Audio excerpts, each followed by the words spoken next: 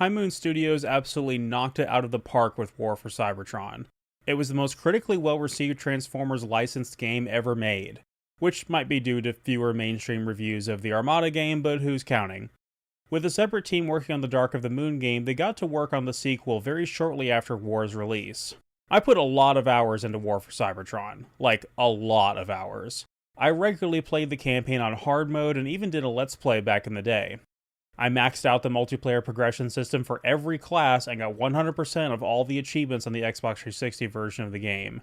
I even really enjoyed the escalation mode, even if, much like the Horde mode from Gears of War, or Firefight mode from Halo, you had to have a really good team in order to succeed, and nobody else I knew back in the day really liked Transformers and would play this game with me, so I was basically on my own. Regardless, I still had a lot of fun with it. So when the trailer for Fall of Cybertron dropped, I was extremely hyped. They were making a sequel and it was releasing a mere 2 years after the original. That's how long game development used to take back in the day, kids. Back when mainstream game development wasn't a nightmare hellscape that it is right now, where developers are overworked to death and games still end up sucking because publishers force a bunch of monetization and live service elements into games and studios get shit canned for their games only selling a mere few million copies. But that's a story for another day. High Moon's mission statement for Fall of Cybertron was to make the best Transformers game that had ever been made. It had to work as a sequel and for people that didn't play the first game. It had to work for Transformers fans and for non-fans who just wanted an objectively good third-person shooter, although they made no compromises in appealing to Transformers fans because the team at High Moon Studios was first and foremost Transformers fans themselves. Director Matt Teeger said that even from the start of War's development, the team always had a bucket list of cool Transformers ideas, characters, and set pieces that they fully intended on implementing whenever the time was right. So when development started on Fall of Cybertron, they knew exactly which direction they were going with it, and which characters they wanted to see implemented. The developers said they looked at the catalog of existing Transformers games and felt like none of them really nailed the aspect of transforming itself, like the freedom of movement that should be possible from being able to transform into a car or a helicopter at will was never properly implemented. So the design of a lot of the encounters in this game have large open sandboxes where freedom of movement and always having access to your alt mode at all times is a critical design pillar. Something I believe was only first possible with the technological leap made in the 7th generation with the size of level arenas and draw distance. So overall, how did they do? I think they absolutely nailed what they set out to accomplish. I personally don't consider this game a strict upgrade over War for Cybertron in every aspect. There are certain aspects that War did better and certain aspects that this game did better, in addition to some features that were cut from this game. One of the biggest cut features that disappointed a lot of people was co-op campaign. It was a compromise that they didn't want to have to make, but in order to facilitate the characters' mechanics and the level of design they wanted to implement, co-op campaign just wasn't in the cards. Which makes total sense once you play the campaign, and in the specific reality where the game is completely offline on consoles these days, I'm grateful that co-op was not a load-bearing feature of the design, even if I would have loved it back in the day. In terms of visuals, this game does look head and shoulders better than War. While using the same Unreal 3 engine, the game has significantly more vibrant colors as well as brightly lit and varied environments. We actually get to see what daylight looks like on Cybertron for a change, and we get some semi-organic environments as well. The art style is still the standout as it was in the previous game, and once again, not enough credit could ever go to these concept artists and character designers. This game looks amazing. These are some absolute legends as far as I'm concerned, and their work on these games is criminally underrated. Prime and Megatron have had a slight redesign in this game, and I know not everyone prefers their new look. Personally, I could take it or leave it. I don't find their designs to be better or worse in either game. The already stellar audio design from War has been upgraded this time around with some significantly improved weapon sound effects and an epic score by Troels Forman, a Danish composer whose main specialty is film trailer music, but has made quite the catalog of impressive game soundtracks. Once again, the music is scarce in this game, but significantly more memorable and intense. The gameplay has a lot of new and welcome features, such as a dedicated sprint button, rebalanced health system, rebalanced weapons with 2 different distinct categories in normal and heavy weapons, and separate ammo pickups. But most of the new gameplay changes I will cover as they are introduced in-game. I want to briefly talk about difficulty in this game. Because of the way the upgrades work, your second playthrough will be radically different from your first, with upgraded weapons and equipment. The game does have 3 difficulty modes in easy, medium, and hard, but I feel like the hardest way to play this game is to play on hard mode with a clean save file and no upgrades, but that isn't my recommended way to play it. For the optimal and balanced experience, I do recommend you play this game at least twice, a clean save file on medium and a second run through the game on hard mode with all of your weapons upgraded. This run is going to be on a clean save file on the PS3 version. Due to the issues I mentioned earlier in this retrospective series, I had to re-buy the game on PS3 after already maxing everything out on the Xbox 360 version years ago. So this was a good opportunity to talk about the linear progression of when weapons become available instead of having them all unlocked from the start. We begin with a flash forward to the end of the game. Much like in the original G1 series, the Autobots are evacuating Cybertron on the Ark, and the Decepticons are in pursuit in their ferocious dreadnought, the Nemesis. After getting knocked back by the Decepticon attack, we take control of Bumblebee and begin our tutorial. This game, unlike its predecessor, has a very robust, very standard 7th gen shooter tutorial that introduces the mechanics to you one at a time. I don't feel like this was strictly necessary, as War for Cybertron was easy enough to pick up and figure out just by pressing buttons, but this is inoffensive. You'll notice right away in our first encounter as we pick up the Neutron Assault Rifle to blast away our invaders that some major improvements have been made to combat. Better UI graphics, better audio-visual feedback with the weapons, and the projectile graphics. You're actually able to switch your shooting hand for better aim around cover, a staple in third-person shooters that don't use the Gears of War cover system. The weapon designs themselves are a lot bulkier and over-the-top looking, less simplistic and streamlined than the ones in War for Cybertron, and more like large, barbaric instruments of destruction. In the marketing and in interviews for the game, they put a lot of weighty emphasis on being able to play as Bumblebee like he's some super iconic character. But he's only available for this 10-minute long prologue and never speaks. John Young Bosch does not return to reprise his role in this game. The game teaches us how to use the dash and sprint abilities and even do a melee lunge attack when we're sprinting at full speed. Bumblebee reactivates the Ark's defenses to turn the tide against the Nemesis, and then we're forced into our first driving sequence across the surface of the Ark to meet up with our counterattack forces.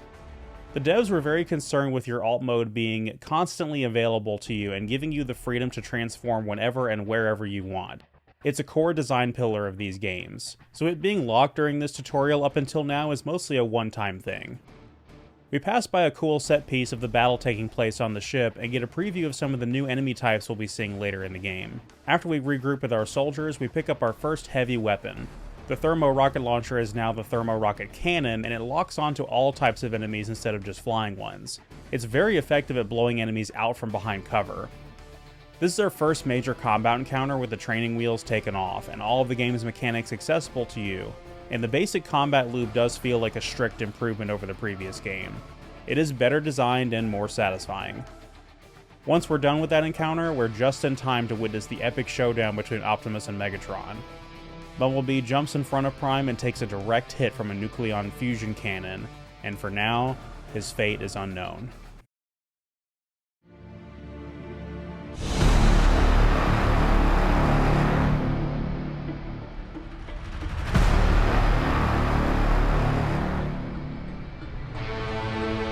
Cybertron, the home world we Autobots have strived to protect from the Decepticons, can no longer sustain us.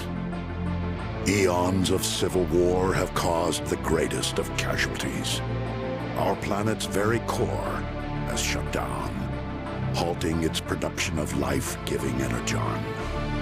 Most of us have abandoned our home in hopes of finding a new life among the stars. I am Optimus Prime, leader of the Autobots. We do not know how many of our brothers escaped Megatron's blockade. I can only be certain of this. Just one transport remains. Mission 2 begins with the Autobots outfitting the Ark with fuel and resources to get ready for their departure. All is going well until the Decepticons begin to attack.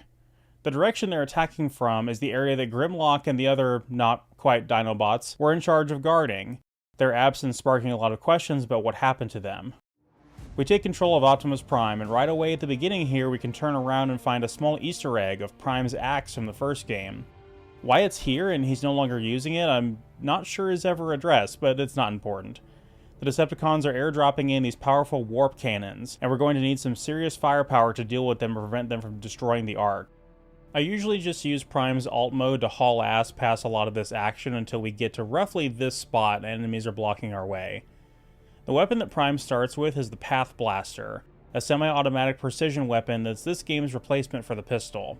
It may seem slightly underpowered, but it's upgradable and has a much better analog for Prime's signature blaster from Generation 1 than his weird ion blaster from War for Cybertron, and is even sampled from the same sound effect from G1.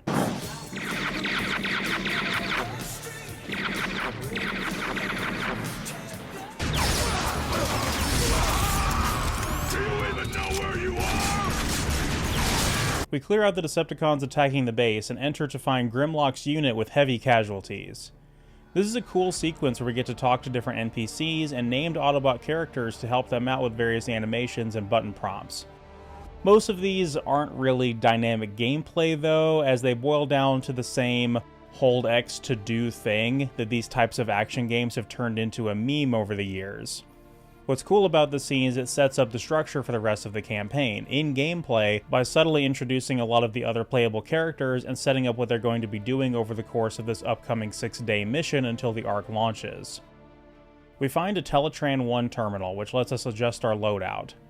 This is a very significant change over the previous game, where War for Cybertron had a choice of characters with different abilities before every mission for greater replay value. Fall of Cybertron allows you to adjust your setup at will between your primary weapon, heavy weapon, tech, and perks, which allows for greater player freedom and customization, but it takes some of the intentionality away from the designers in terms of which weapons are balanced around and designed for certain encounters. You unlock these new weapons and upgrades with the Energon particles you pick up from crates and fallen enemies, which completely resolves my problem with that from the previous game. Holy hell, is that a choice that I thoroughly agree with. But the fact that this choice results in fewer total playable characters in this game, and no option to select a character at the beginning of the mission, makes people come back to War for Cybertron. Look, Transformers fans love collecting toy robots by very definition. Variety and quantity is important. I think Fall of Cybertron made the right decisions here, innovating over the previous game, but it doesn't render the previous game obsolete by comparison.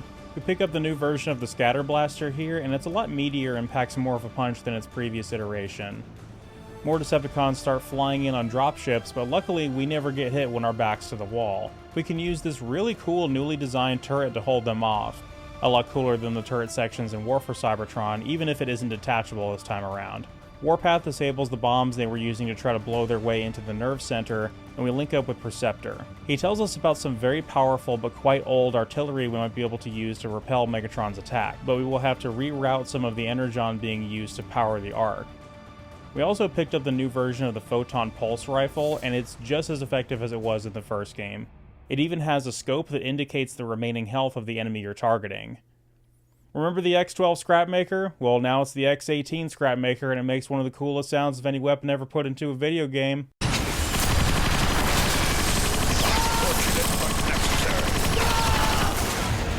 Fucking awesome! We switch back over to the Path Blaster and the Rocket Launcher for our encounter with the Leapers. These new enemies are basically a replacement for the Brutes from War for Cybertron, as a dedicated melee enemy with a weak spot on their back. But this time they have rocket packs and can leap into the air. They're generally much more engaging to fight and have a cooler design that's not just a big guy with a hammer. The Scatter Blaster might be a more effective weapon with dealing with them than the Path Blaster.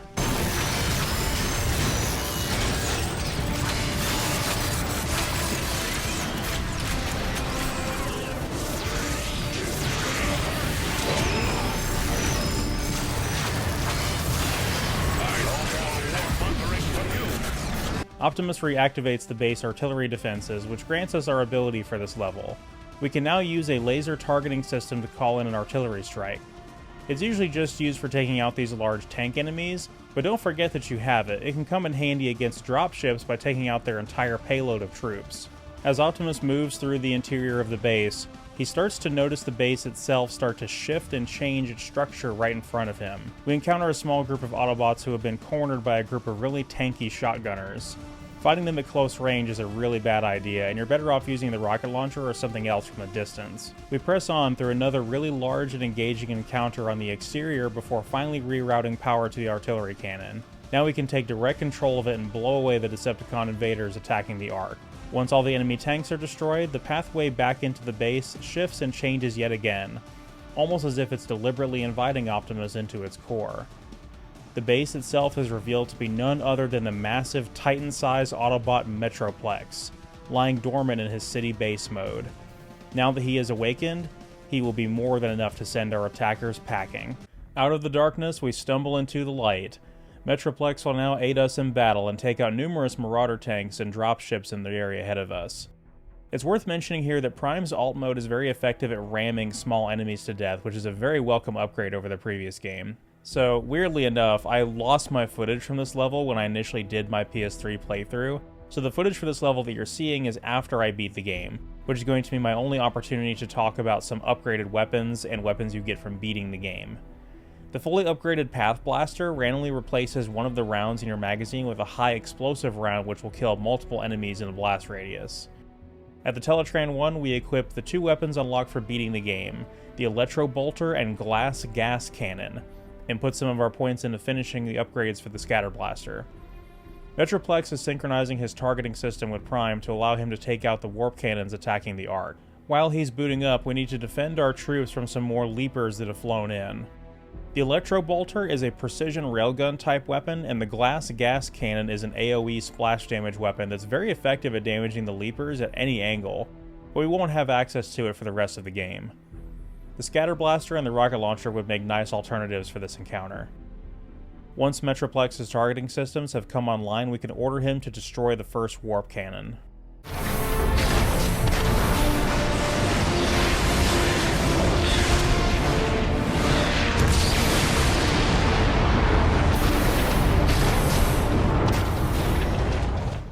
One down, two more to go. Now we jump down into a large open battlefield and work our way towards some Autobot soldiers led by Warpath that are pinned down by more of those Marauder tanks. It's basically not worth it to use your weapons against them, just wait for Metroplex's missiles to be fully charged and use him to take them out. We pick up a handy tech item called the Diffractor Barrier, which is basically deployable cover. It's nice to have, but we rarely use it. All hell's breaking loose and we're right in the eye of the storm. Warpath needs our help to survive the next wave of Decepticon invaders, but Ironhide reminds us that the Ark's shields are nearly depleted. Warpath insists that Prime go on without him to protect the Ark, but Prime decides to stay and fight. We now have to survive a few waves of attackers, including a few more Marauders, before we can move on to the second warp cannon.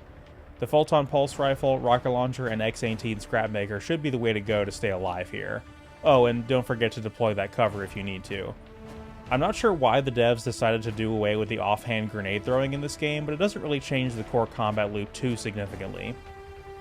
We push through some more enemies, including a few dropships, and destroy the second warp cannon. Starscream, we've got Optimus cornered.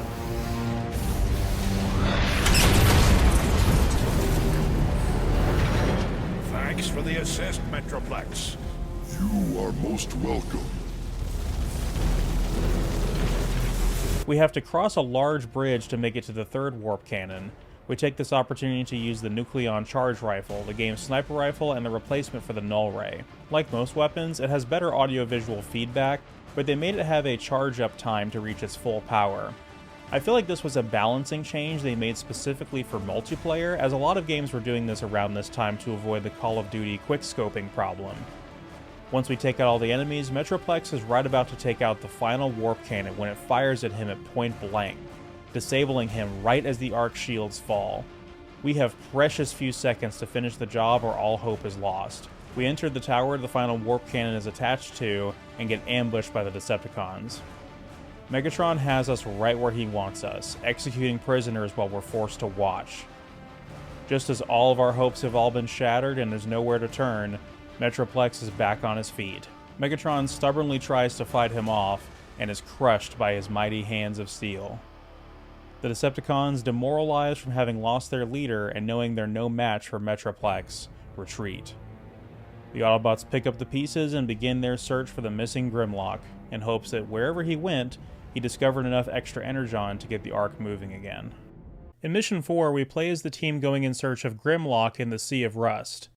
Sideswipe is dropping off Jazz and Cliffjumper so they can investigate and look for clues to what happened to Grimlock and his team. They locate a crashed dropship and identify it as Grimlock's exact one he used. Not a good sign. Cliffjumper, played by Nolan North, is equipped with a cloaking system for this mission, and overall this is a huge improvement over the stealth section in Dark of the Moon. This entire mission rocks, and the stealth is very well implemented in my opinion. It's just the kind of thing that gets you to reload a checkpoint if you get spotted, just so you can have the satisfaction of getting through the area undetected.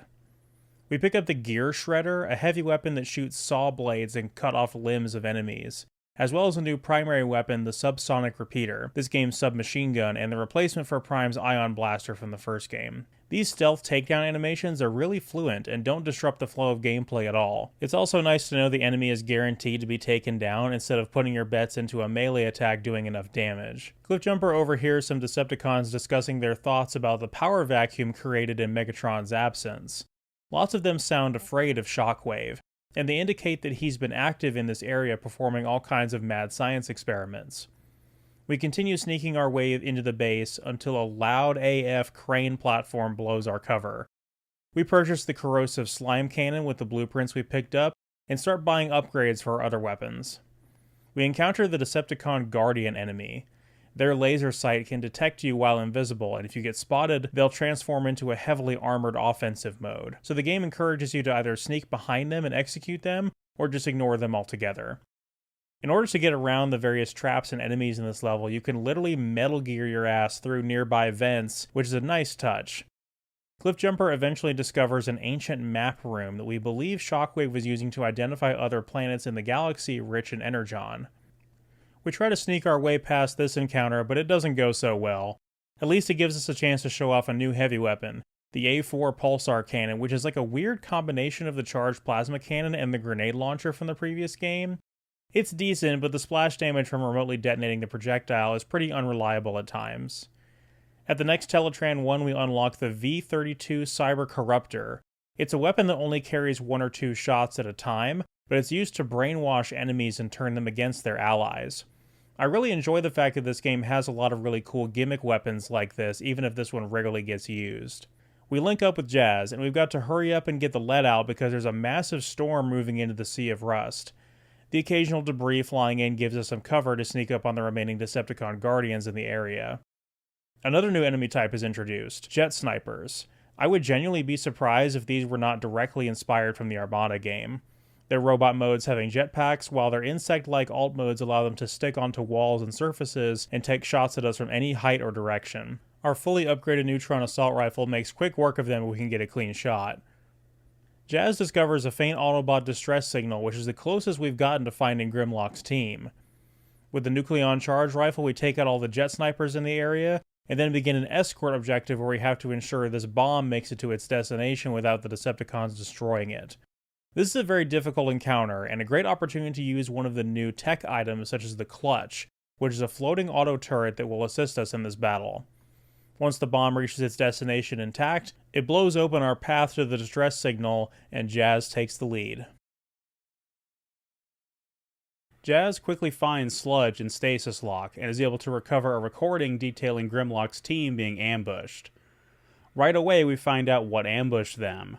The Insecticons are one of Shockwave's experiments, and they're coming after us in hordes.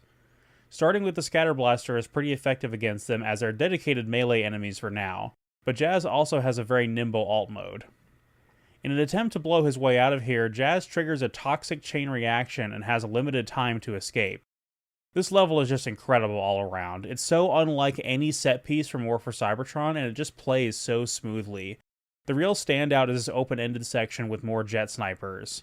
Using Jazz's grappling hook and the sniper rifle, you're able to have a totally open sandbox encounter that utilizes verticality as well as different heights, angles, and distances to really let you approach this in a variety of different ways.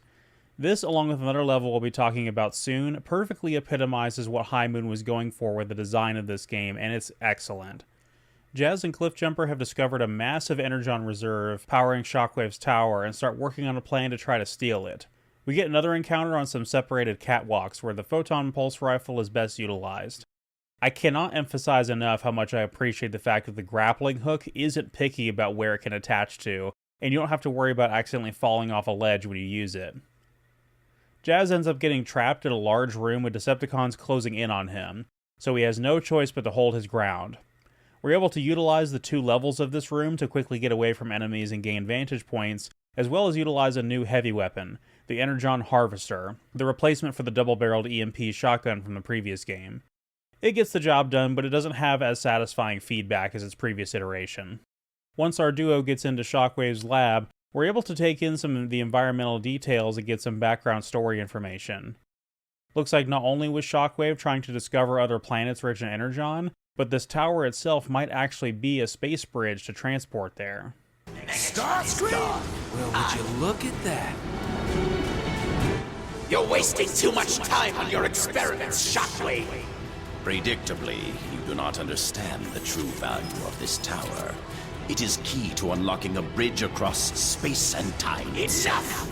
Pump the lake! Energon cubes don't make themselves. Cliff, what are you doing? Getting my jump on. Never forget that I am in charge, Shockwave. And I suggest you tend to your business. What? Yeah, you jumped into that one. Fools, you've ruptured the fuel lines. I must repair it. Insecticons, deal with the Autobots. With the Scatter Blaster equipped again, we have to defend Cliffjumper against several waves of Insecticons as he tries to disable the space bridge. In between waves, the game is nice enough to give us a new tech item, the Thermo Mine Payload, which deploys several homing mines at once rather than letting you deploy them one at a time like in the previous game.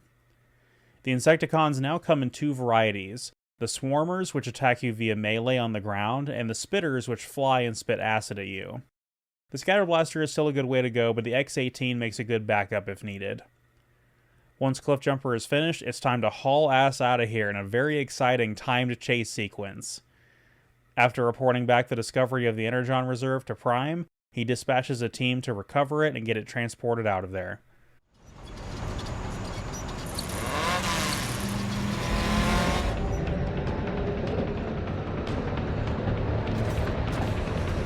There it is! The Autobot transport carting away my Energon! Don't you mean our Energon, Starscream? Oh, of course, Onslaught. Our Energon.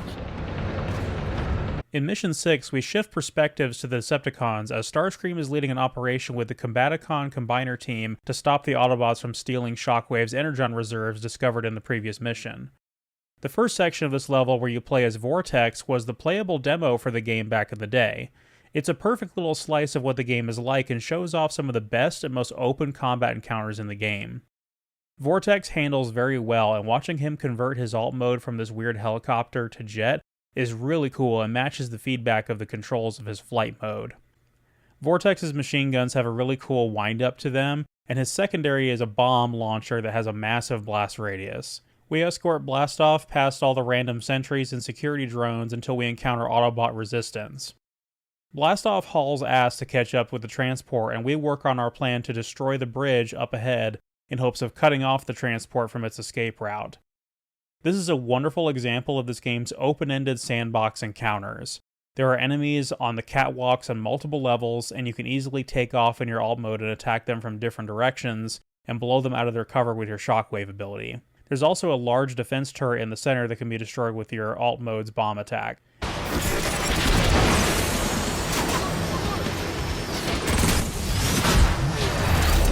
Increased mobility and the ability to attack from the skies does open you up to being hit by rockets from some of the ground troops, so you can't just stay a helicopter forever and deal with all the enemies from a distance by air. Brawl gets dropped off on the bridge to assist in destroying the bridge's support structures. We wisely switch our loadout over to the sniper rifle and rocket launcher to prepare for another open-ended long-distance encounter. We have to pull on these levers on the catwalks on either side of the bridge to expose the support structures for Brawl, but each one is guarded by a large group of enemies, plus these large enemies similar to the Marauders we fought in the second and third missions. They're tough to take down, but using Vortex's bombs and the rocket launcher while waiting in cover for your shield recharge should do the trick. The second support is knocked down and the bridge is still standing, so it's time to see if we can blow up the center and finish the job. To no one's surprise, that's also heavily guarded, but Brawl pitches in to help us clear a path. We wind our way through the catacombs of the structure, blasting away enemies with our splash damage weapons, the Riot Cannon and the A4 Pulsar. We picked up an audio diary that name drops the Autobot Titans we saw in the first mission, and sure enough, as soon as we expose the center support structure, one of them appears right in front of us. They're massive bullet sponges that use the X-18 Scrapmaker and deploy their own shield-generating sentries, so splash damage weapons are the way to go. Once we blow up the main support, we have a limited time window to haul ass out of there before the bridge collapses. With the transport cornered, Starscream orders his air forces to attack, ignoring Blastoff's warnings about the transport's defenses, and his ships start getting absolutely shredded by them. The Combaticons take matters into their own hands to salvage this mess. Blastoff airdrops Swindle to disable the transport from underneath. Now playing as Swindle, we have to fight a bunch of Autobot vehicle enemies as we attempt to destroy the rear wheel sections of the transport. Swindle's alt mode has a 360-degree rotating turret that can be fired manually, but it also sometimes fires automatically at enemies in all directions. He's also equipped with rockets, which we'll be using to destroy the wheel struts. This is a rather unique encounter, as the combat is done almost exclusively in your alt mode. This, combined with giving Swindle the grappling hook, makes up for the lack of open areas to be able to use your alt mode once we board onto the ship proper. We use the grappling hook to traverse some platforms above Acid, and blow through some more enemies before finally arriving at the front of the transport to try to disable its front wheel struts as well. After the transport grinds to a halt, the Autobots send out 2 Titans after us at once. Swindle's rockets are pretty effective, but it may be worthwhile to pick off the individual shield generators with a neutron assault rifle if your attacks aren't getting through. Once we beat them, we realize the transport can convert its wheels into thrusters and just start taking off from the ground. With limited time before they escape, Swindle grabs on in hopes of being able to infiltrate and disable their air defenses so Onslaught and the other Combaticons can land. Inside the ship, we have the closest thing the game has to platforming puzzles, with some grapple shots that have precise time windows. We're taking the Scatter Blaster and the Corrosive Slime Launcher and clearing out any enemies we find inside.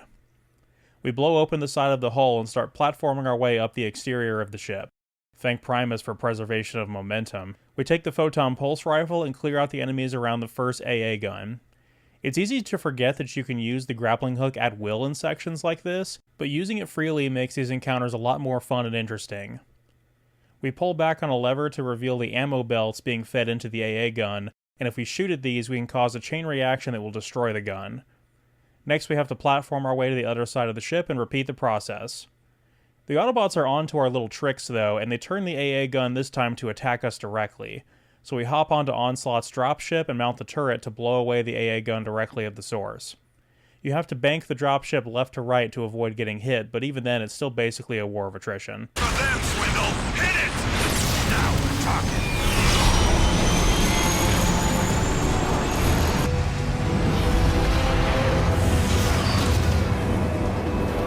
We need to take control of this ship!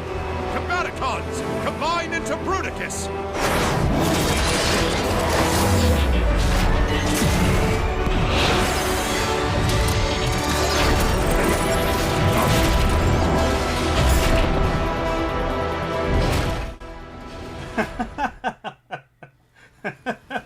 Oh, it's just so fucking cool.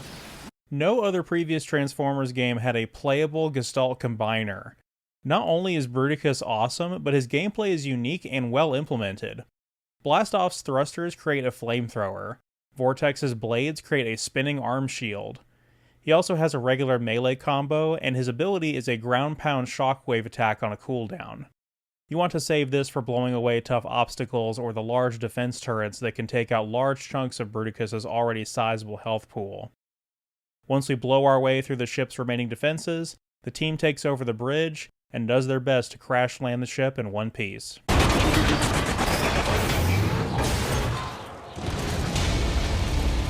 Congratulations, Onslaught. As a result of your failure to obey my orders, you and your Combaticons destroyed half of the Energon supply in that crash. Kidding, Starscream? The Autobots would have taken it all. My team salvaged an operation that you screwed up from the get-go! No one addresses the leader of the Decepticons in such a manner. Arrest them! Starscream's leadership in the absence of Megatron has been unpopular and unsuccessful for the Decepticons so far. Unamused and uninterested, Soundwave has been getting to work on rebuilding Megatron with a new, better body. Laserbeak hands us the EDK Tech Volt, a weapon that is basically the lightning gun from Quake meets the Energon Repair Ray from the previous game. It's really cool, and I consider it Soundwave's signature weapon for this game. After a few little mini-games, Megatron's most loyal homie brings him back from the dead. Equipped with the Riot Cannon and the Hover ability, we head out to get revenge on Starscream and set things right. Starscream doesn't appreciate our vile interruption, and sicks his soldiers on us who have pledged their loyalty to him. The Hover ability has been significantly improved over the previous game. In addition to offering slight damage boost, you can also do a super powerful ground pound attack, which should entirely blow away that first wave of enemies. Starscream was very unwise to challenge Megatron to the thing he does best, gladiatorial combat. Like a coward, he sits behind his force field and watches his soldiers as their existence drifts away. Using the Riot Cannon and the nearby Gear Shredder and Corrosive Slime Cannon, we're able to clear out waves of enemies, including a few leapers that foolishly decide to challenge us. Knowing he's no match for us, Starscream flees rather than take us on directly. We always knew you'd come back, Megatron!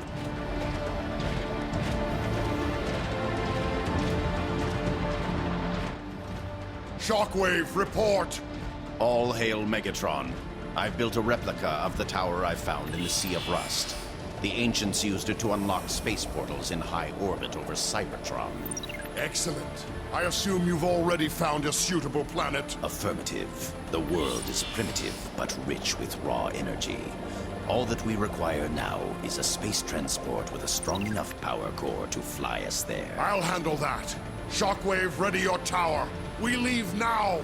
Shockwave goes out to initiate the space bridge activation, and Megatron sets off to find the Decepticons a worthy transport to the new world they intend to colonize, and is going to encounter heavy Autobot resistance on the way. Right off the bat, we encounter some vehicle enemies from before, and blasting them away with Megatron's tank cannon is very effective. After blasting away more Autobots, we pick up an audio diary, and it's actually from Ratchet, explaining how the Autobots are using what's left of Trypticon from the first game as a repository for Energon.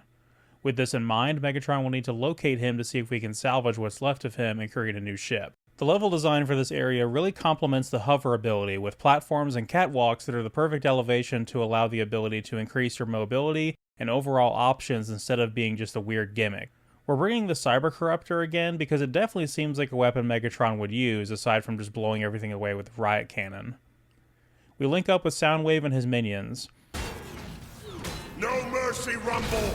I love how Megatron encourages Rumble and the other cassette minions. It's like he's the proud uncle of Soundwave's children.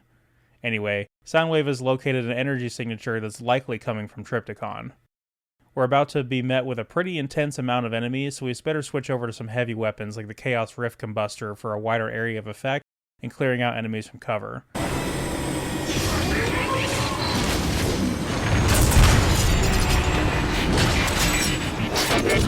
Bruticus, clear a path through that gate! With pleasure!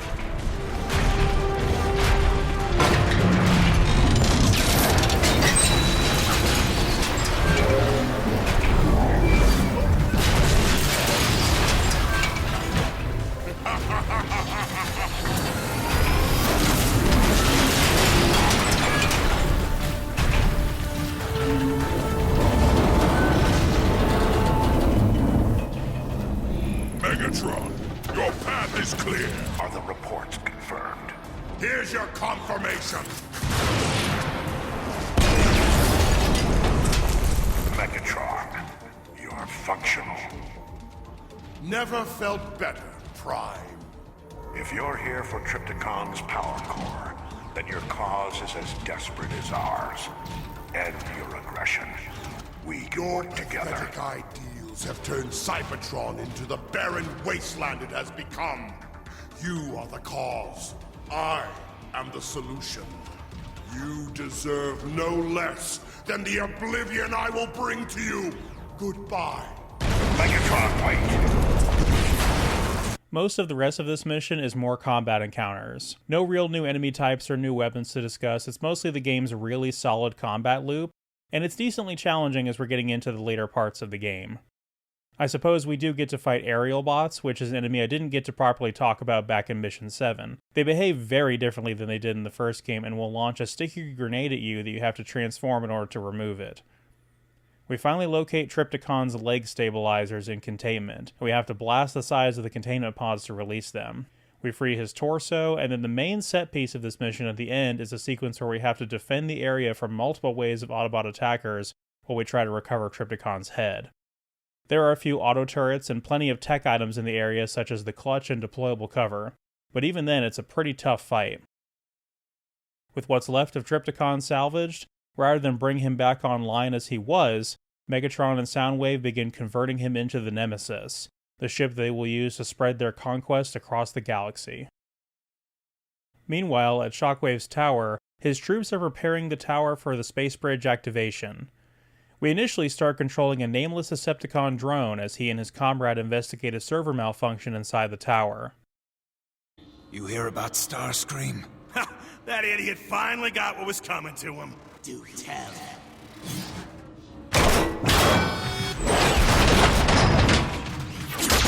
Whoa! Who's there?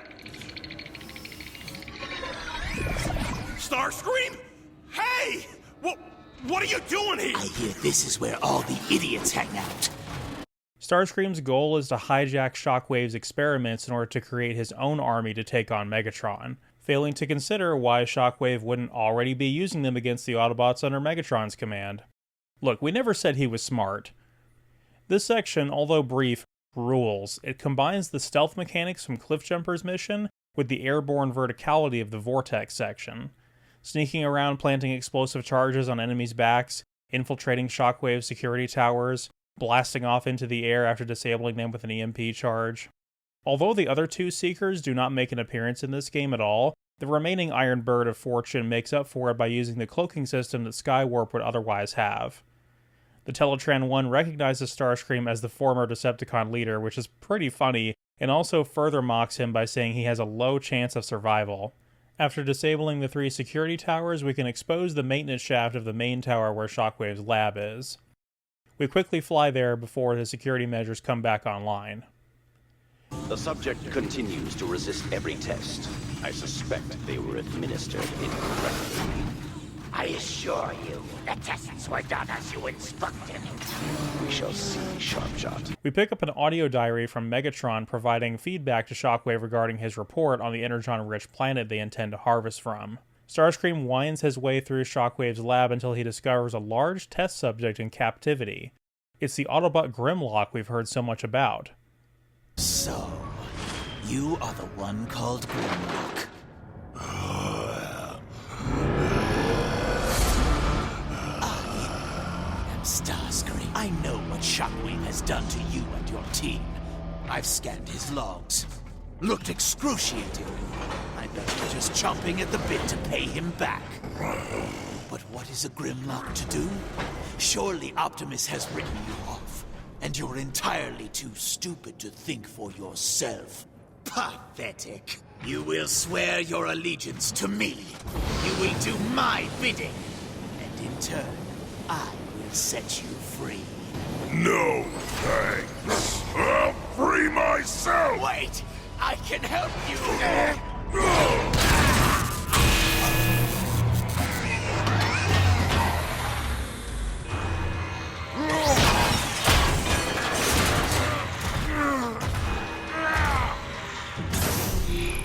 Is Starscream just dead? He's lying there in a heap and we never see him again for the rest of the game. Anyway, we at long last get the much anticipated set piece where we finally get to play as Grimlock. Director Matt Teeger talked very proudly about how they were going to give the Dinobots a unique origin story for this game's continuity that, while different from the G1 cartoon, will still tie in nicely and make sense. Apparently Grimlock and his team were taken prisoner by Shockwave in the Sea of Rust, where we found Sludge earlier. Then he experimented on them, rerouting a lot of their intelligence-based functionality to strength, increasing their strength tenfold but simplifying their ability to think and process things. Using data collected from Earth, the planet Shockwave discovered, he was able to give them alt modes based on the most powerful life forms living on the planet at the time, which means Earth is currently in the time of the dinosaurs, further tying in the game as a logical but non-committal G1 origin story. Grimlock's gameplay is mostly original, but he does have some similarities to the Bruticus section. He has a melee combo with his sword, he can block with his shield and do a shield bash attack, and he can even perform execution moves that drop a health pickup similar to Doom 2016. He can also pick up objects and small enemies and throw them, which is going to be used for completing objectives, puzzle solving, and combat, as it's our only ranged attack at the moment. We find Swoop in containment as well, and work on trying to free him. We have to throw explosive canisters at some jet snipers and fight off a massive group of enemies before we're told how to deactivate the containment cell around Swoop. Once we free him, we're able to command him to take certain actions during certain scripted events, like this enemy that's just out of reach for us. The two begin going in search of Slug, and while sifting through data on the Insecticons in Shockwave's lab, Swoop remarks that he doesn't have any memory of what Shockwave did to them. Grimlock, however, does, further adding to his building rage. Shockwave sticks the Insecticon hard shell on us, and he attacks us from within inside an armored defense turret on the ceiling. The basic strategy for this fight, it just kind of boils down to keeping your shield up and staying mobile until you're close to an explosive canister or an enemy that you can throw at him. As the fight progresses on, more and more enemies come out, but I tend to mostly just try to stay on the aggression in hopes I kill him before I take too much damage. Optical scan confirmed. Grimlock and Swoop split up briefly to explore the basement level of the tower that has been eaten away and eroded into caverns by the Insecticons, which appear to be multiplying. We now have to deal with fighting them and the eggs they spawn from in addition to the regular Decepticon enemies. It's just enough to create some variety and keep the Grimlock section from overstaying its welcome. Shockwave mocks Grimlock's inability to transform and sends out the Insecticon kickback to see if he can squeeze it out of us or push us to our breaking point, whichever comes first. We fight off a horde of Insecticons, including a beetle-type bruiser that's almost as big as we are. It's only vulnerable from behind.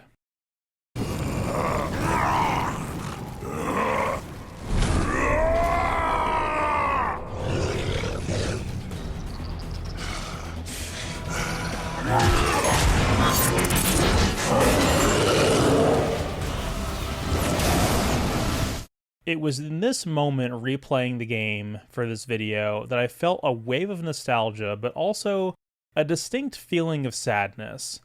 It is clearly evident that High Moon Studios loved what they were making.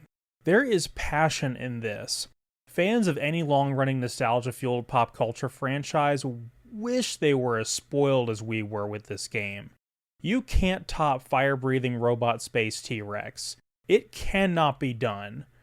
Mechanically, Grimlock's alt mode works by building up his gauge, and his transformation only stays active until the gauge runs out. Probably the only way they could implement his alt mode, as becoming a dinosaur, a T-Rex in particular, doesn't exactly offer you greater mobility options, so you might as well just make it more powerful than his robot mode. My leave!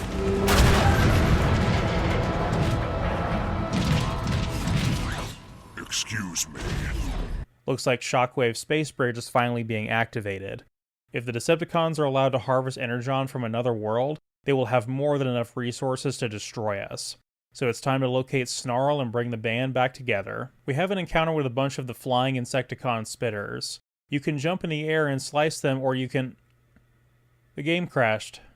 Huh. That's a new one. Most of the rest of this level is the fully open combat sandbox with Grimlock's gameplay. Dino mode and diverse enemy types included. The less said about it, the better, really. It's truly a spectacle that's worth experiencing on your own, but it does have the tendency to get slightly repetitive, and I'm glad that it's the length that it is and not any longer. The big set piece comes when we finally locate Snarl as a prisoner to Sharpshot. He's got him hooked up to some kind of torture device. You have to beat up as many regular enemies as you can until your gauge fills up, and transform to use the Flame Breath attack on all of the power supplies to the device so Snarl can escape. If you're quick enough, you can do it in one cycle like I managed to do on this run. Snarl's in rough shape, so the squad looks for a place to get a closer look at him. You're alive. We feared the worst. Are you all right? Shockwave is opening a space bridge to another world, rich with energy. We cannot allow Megatron to plunder another world the way he has Cybertron. For once, we agree. Return to base. We will face this together. You're weak, Optimus. You run when you should fight. I'm taking the space bridge down. Grimlock, wait! This whole place is coming apart! Take Snar. Get out of here. I'll lower the blasts. Again? Why now? It's because I hit the record button, isn't it? Grimlock tries to close the blast shield on the control room, but is blown out of the window. Swoop manages to catch him, and now there's no turning back.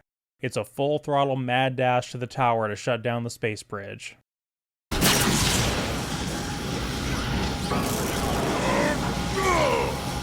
You didn't think I'd build something so powerful such as you, and not have a way to control it. Now, sit there like a good pet while I finish my work. Megatron, I have successfully opened a bridge to the target world. The portal is stable and ready for you. Excellent, Shockwave. Triptychon.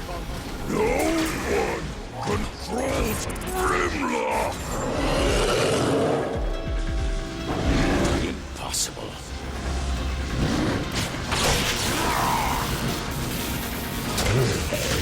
Huh.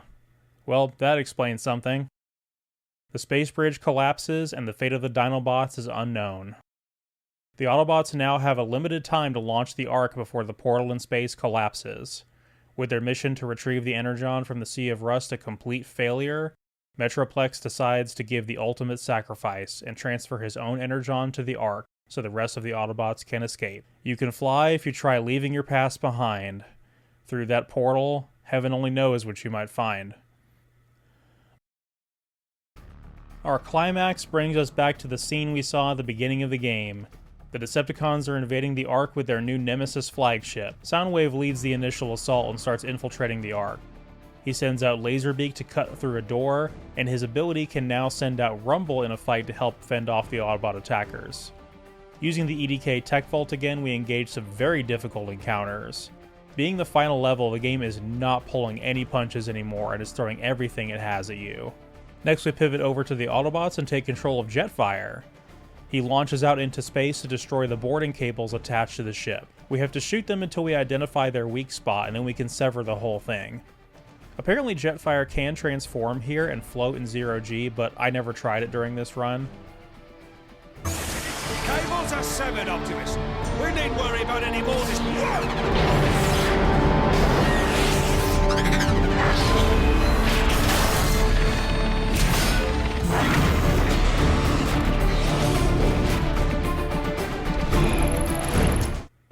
Bruticus starts tearing the ship apart, destroying any Autobots in his path on the way to the engines to halt the ship dead and helpless. Luckily, there's an Autobot who's slick and agile enough to take him on. Jazz can grapple onto Bruticus' shoulder and blast his head at point-blank range with the Scatter Blaster. Next, you have to use the grapple beam to pull his legs out from under him, and then your ability changes to command Jetfire to bombard him from above.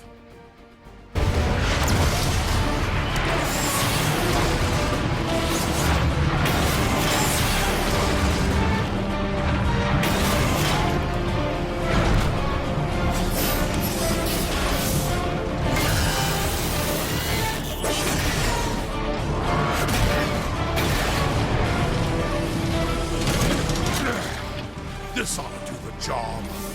Even if you destroy me, Megatron, others will rise to defeat your tyranny. Then I'll just have to destroy you all!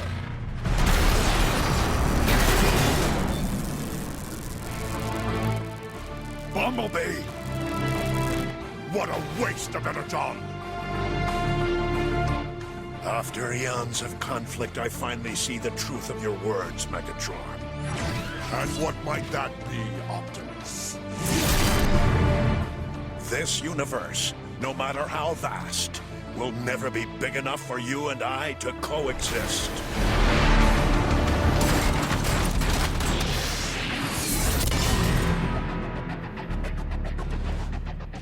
Our final duel can be fought from either side for a bit of replay value. It's a pretty basic melee combat sword fight, but your opponent does start using some more varied and cheap tricks as the fight progresses.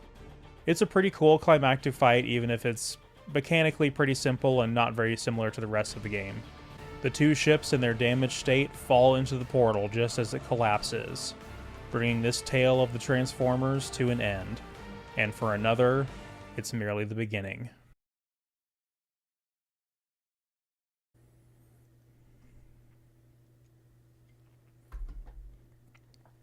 This part's unscripted.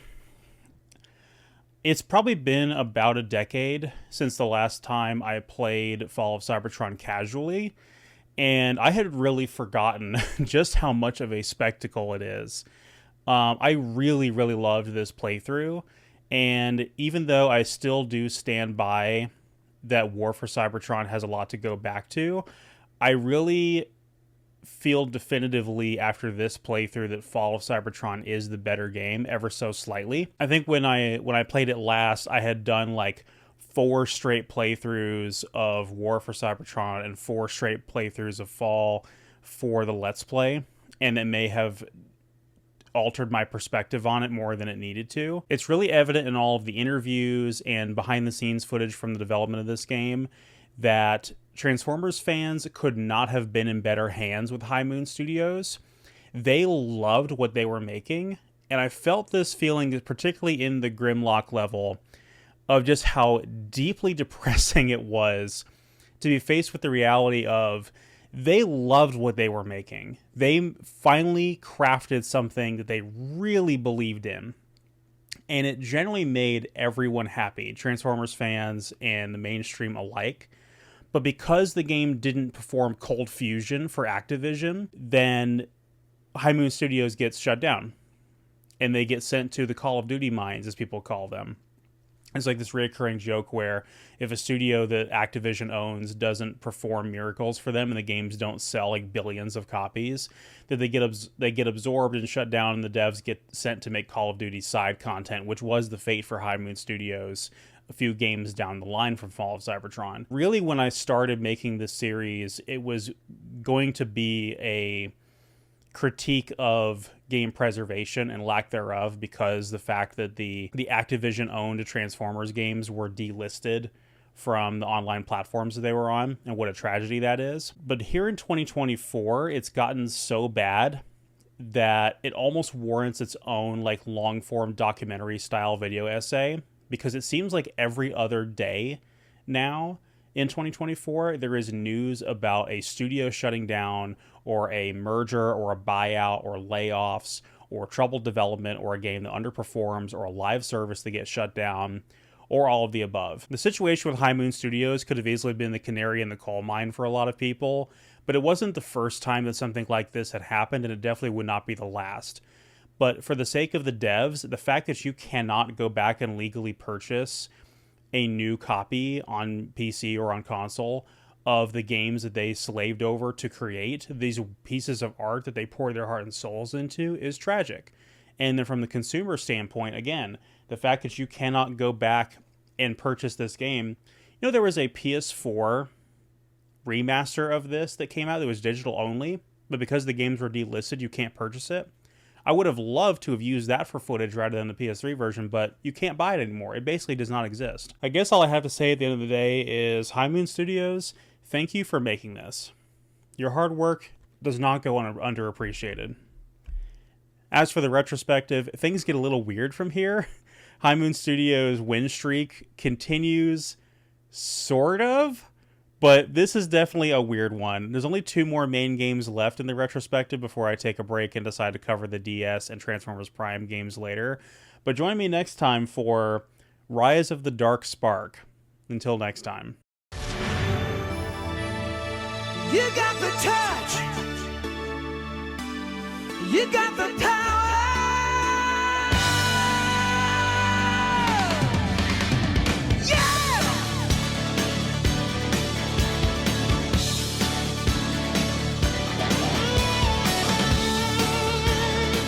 Thanks for putting up with me for this one, guys. This was very fun to make.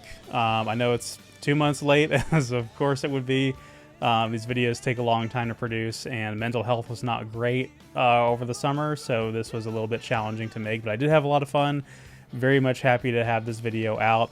Decided to do something kind of fun here, so you guys may have noticed I put in a ton of references to song lyrics from the 1986 Transformers movie in the script, and I've decided to do a little bit of a giveaway. So if you guys can tell me every instance of quoting song lyrics from the 1986 movie in this video, I will give you a Studio Series Gamer Edition Transformer from the game for free. You just have to DM me on Twitter or on Instagram that I've listed in the description, all the timestamps and all the lyrics that I'm referencing in chronological order. The first person to do that gets a free Transformer. It'll probably be either Starscream or Sideswipe, whichever character I can get a hold of at my local game store. But don't leave it as a comment on the video, because I will not read it. I will only read it if you DM it to me exactly on those social media platforms. So thank you guys so much for watching, and we'll see you next time.